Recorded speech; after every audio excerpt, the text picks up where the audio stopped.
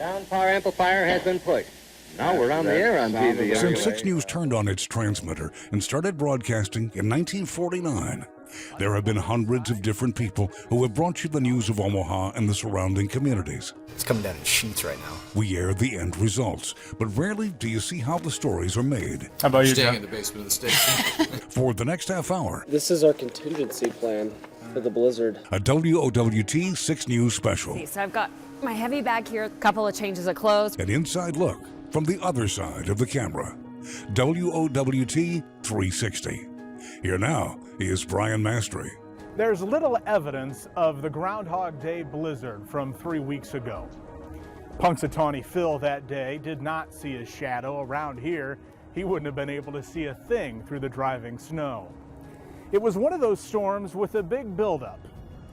We thought it would be a good idea to pull back the curtain, give you an idea of what it takes to put those types of stories on air. After all, we don't get to be one of those businesses on the closings list because of the weather. It just keeps getting worse out here. Take a look, 40th and Dodge. Cars This is the angle you're used to on your television or computer or mobile device. The WOWT 6 News team out in the elements. They told us there was a power outage in the area, so we came out here to check it out. For days, we tracked our colleagues to tell a different sort of story. Sounds like a city plow was in an accident along Saddle Creek. We documented everything from the perspective of the news crew. This is different than the normal story I do. We begin with the days leading up to the storm. Daybreak meteorologist Rusty Lord arrives in the studio at his usual start time, 3 a.m. Yeah, this is where I sit for the next hour. He reviews what Chief Meteorologist Mike LaPointe shared the night before during the 10 p.m. newscast with viewers, and then examines the latest computer data of the blizzard set to strike on Groundhog Day. Forecasts can change dramatically overnight. The model track has been very, very consistent all week. It's kind of remarkable, actually, to see it stay this steady for this long. The storm is nowhere near us. We're still 4 days from seeing snow. Right out over the Pacific. And that's the big thing. That's why you got to be a little hesitant on stuff like this, because there's fewer data points for computer models to use that far out. So when you think we're like hiding information or holding back information, or just know that the information gets better when you get closer, because it gets over land, and that won't be till probably Sunday morning. And then it'll start to have more information to work with. And then again, when it goes across the Rockies are tall enough that it can tear it apart a little bit, and it reforms in the plains. And that's again where you could see models shift a little bit. 90 minutes after getting that first coffee down, Rusty Lord is on the air.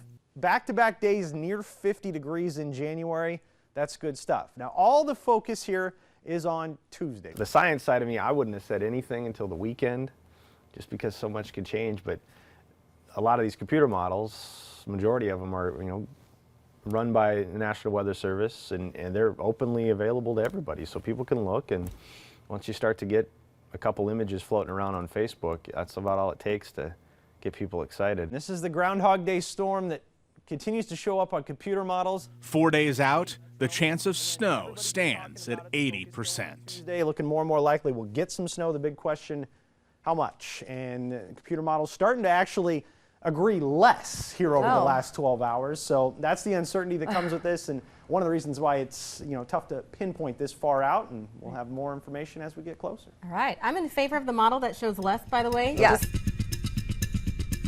Lake Zarinsky in Omaha. Dozens take advantage of the trails with temperature reaching 47 degrees. The last day of January looks and feels more like spring.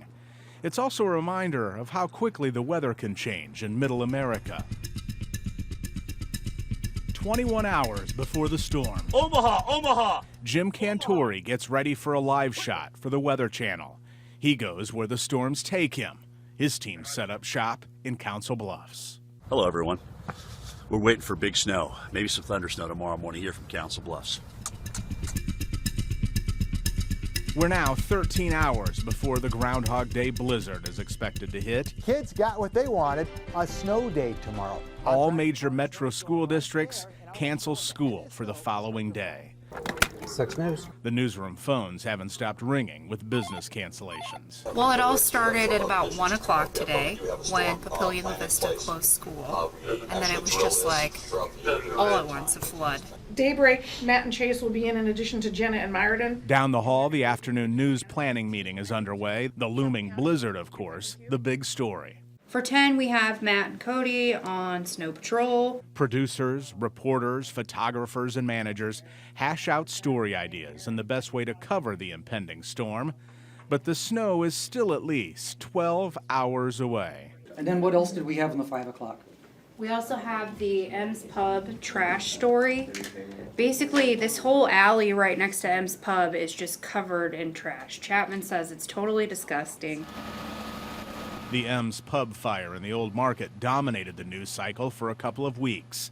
Now neighbors tell us trash is piling up in the alley. This alley is filled with trash and... The garbage was picked up not long after John Chapman started asking the city questions earlier in the day. We asked MOS of the 2 people that we interviewed, will the snow keep you away? Quick question on the caucuses for live stuff, because we're supposed to stream with 1 camera, correct? I think one thing that was clear are the crowds that this gathered. Really, even with the pending storm, we devote a number of resources to Iowa's first-in-the-nation test of presidential strength. For many Democrats caucusing here, it was clear who they supported. Caucus night in Council Bluffs brought huge crowds of GOP voters. The next newscast isn't until 5 p.m., but we've been told the mayor is expected to make an announcement regarding the blizzard, and we'll need to carry it live. A troubling commute during the last storm still fresh on many minds. They took a lot of heat last storm, didn't they? They took a lot of heat last storm, and they said that there's new snow emergency communication rules or a new plan put into place, so we expect to hear some details on that. Next on WOWT 360. We identified some breakdowns in communication the last time. The mayor's team offers reassurances. It sounds like a transformer went out. The storm knocks out power to thousands and messes up one of our cameras as we continue our behind-the-scenes look at how we cover the Groundhog Day blizzard of 2016. You're watching WOWT 360. We continue with a behind-the-scenes look at how we cover the stories that matter to you. Tonight, the Groundhog Day snowstorm. You're watching WOWT 360. Well, today I got in about 1 o'clock, but tonight it's going to be a late night. The afternoon before the Groundhog Day snowstorm, Chief Meteorologist Mike LaPointe preps for a long 24 hours ahead. His forecast calls for 8 to 12 inches of snow beginning shortly after midnight. Getting ready to live tweet the news conference. As our main anchors get ready to break into afternoon programming for the mayor's news conference, they're reminded that this storm has had a bullseye on eastern Nebraska for more than a week. Before they go on air, a quick double check of the forecast to see if the timing's changed. You guys still saying 8 to 12? Yes, we are. Blizzard conditions. Between 3 a.m. and 9 a.m.? Yeah, that's going to be the heaviest. We would not be surprised if you hear thunder snow, and some of that snow may come down 2 inches an hour. This is a weather alert from the WOWT 6 Weather Authority Forecast Center. Let's listen in and hear the plan to find out if our city is prepared for the storm. Planning for this storm started last week. And Severe storms in Omaha always get top billing. This forecast received added attention for what went wrong 14 days earlier. 4 inches of snow during the morning rush paralyzed the city. On a typical 15-minute drive, took them 2 hours to get to where they were going, so it was bad. The images of Omaha police shutting down 6 blocks of Dodge Street for an hour only reinforced the earlier frustration for thousands of commuters. A day later, we learned the reason for this gridlock. It took more than 2 hours for a city plow to go through this intersection after the request was made. Those guys out there in the snow plows, they work very, very hard. The city doesn't want that to happen again. Crammed into the 3rd floor of City Hall with the rest of the media, our Matthew Smith asks what many viewers at home are thinking. I know a lot of people are paying attention. A lot of people were upset last time. Well, I think we're always under the microscope with the public, and we always strive to do better. Bottom line, more trucks will now be available to attack the major streets like Dodge. This reallocation will result in approximately 30% increase in the amount of equipment devoted to keeping the major streets clear. Welcome to WOWT NBC Omaha. That night on the news, Remember the Christmas 2009 snowstorm? Oh, we do. This is video of the aftermath. Good evening. I'm Mallory Maddox. And I'm John Nicely. The WWT6 weather team has been tracking the storm since it was in Japan. Now it is knocking on our back door. In fact, the major school districts have already announced no school tomorrow. Restaurant owners knew most people would be staying home the next day. It hurts. It hurts big time. The storm also did not surprise us early and affect any Iowa voting. We had a larger number of people working in the evening than usual because of the Iowa caucuses, not the upcoming blizzard. Brian Mastery's manning the political anchor desk for us, and he joins us now live. Brian?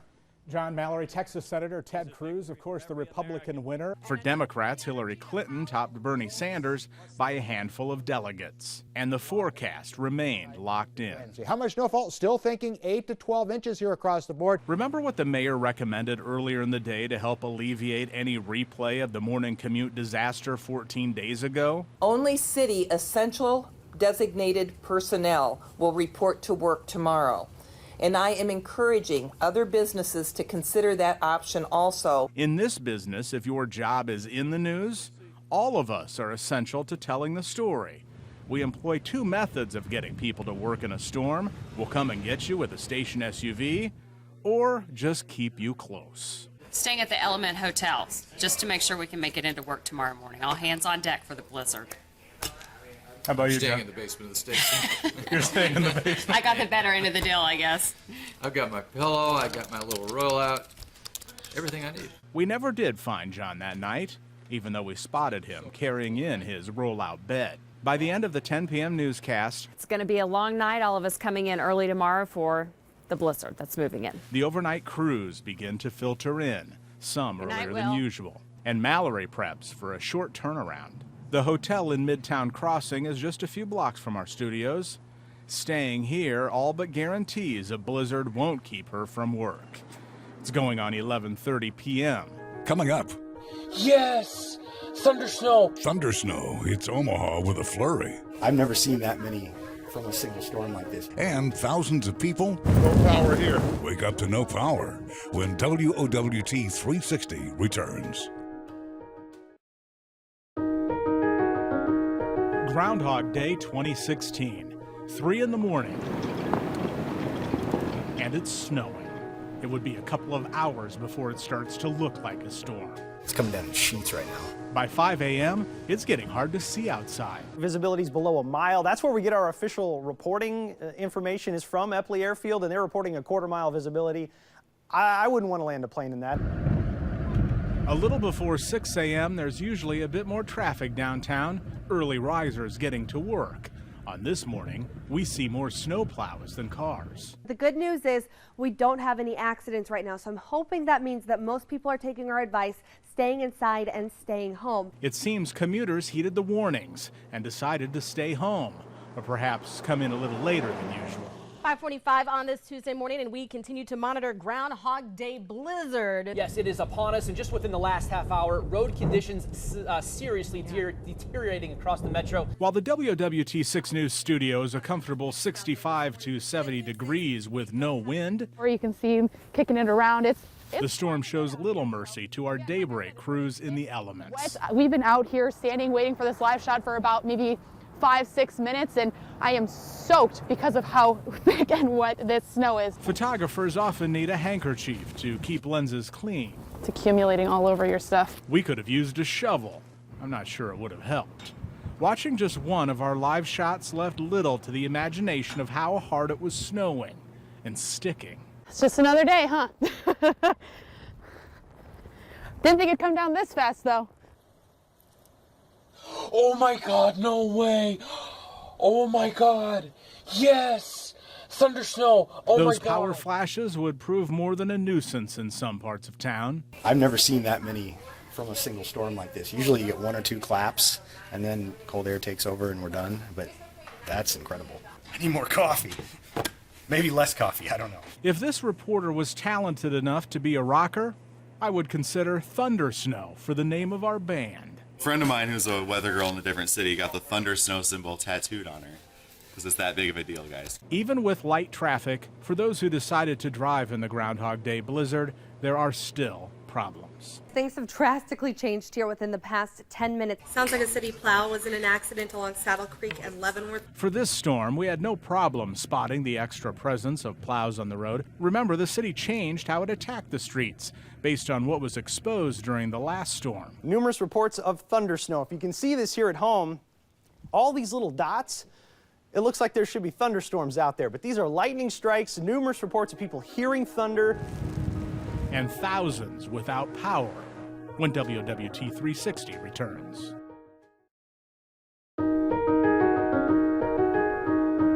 If most people hadn't stayed home the morning of the Groundhog Day blizzard, non-working traffic signals would have been a giant headache for those on 42nd Street. See, the light's out, the wind's blowing, the snow's falling, it's all kind of in one shot there, so that's a nice way to tell it. We're hearing from OPPD that as many as 10,000 homes and businesses are without power. No power here. Reporter John Chapman goes door to door looking for someone to talk about it. He found Stephen Morrow. What was it like when you woke up this morning? Tell me the situation, what happened? I just woke up. I didn't realize it was off until called my work, see if I had to work. The only way we can see inside his house is with our own portable light. You might want to go to work, give you something to do. Yeah, right. Trampling through several inches of snow for many hours reminds all of us we have some shoveling of our own to do when we get home. Who's doing your driveway? I got a guy. I got a guy. I'm not doing this. No. Way too old. Yeah, I got a guy. You want his number? Besides getting TV gear to work well in a blizzard, when you're bundled up this much, you have these sorts of conversations. That's your phone. No, it's my phone. Is that your phone? I don't know. Is it your phone? Not our phone. The newsroom is calling. The nearby grocery store is running on generators. That's when we find the latest score. Blizzard 1, our news camera 0. The foggy look is from the inside of the lens. We can't just wipe it off. The constant hot and cold from getting in and out of the car has done in our gear.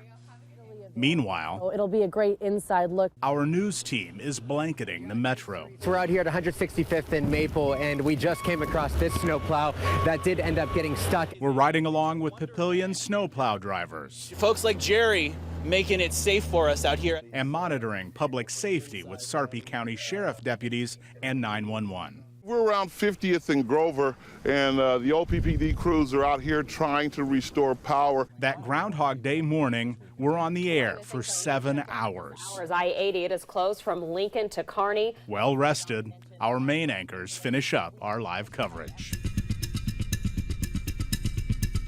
As far as the metro is concerned, Elkhorn sees the most snow. 7 inches has fallen by mid-morning. Probably want to do a live shot now, so head on down the road. Reporter Mike McKnight. I don't know how many storms it's been since 1975. I've covered.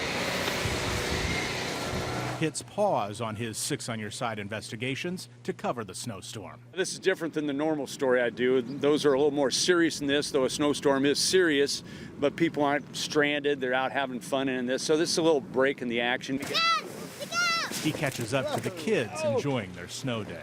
There's not a lot of people that are being stressed other than digging out of the snow. Just a couple weeks after being cleared to come back to work following back surgery, Mike offers advice to the people he's covering. Now, do you got to be careful here? Because of the weight of the snow, you got to be careful? Very much. What do? You take 10, 15 minutes at a time, then you go take a break. We all had some work to do. The city's role doesn't involve just plowing. This West Omaha traffic signal has power, but it doesn't do much good if we can't see the light change. We need to make sure our satellites don't get overwhelmed by the weight of it all. How much did we get outside our studios at 35th and Farnham? We had a board where you wipe it off, wipe it off so you get an accurate snowfall reading. Yeah. I went out there and the plow just took it away. 9 hours after the first flakes came down, and Dodge Street is melting. The Groundhog Day blizzard is a wrap.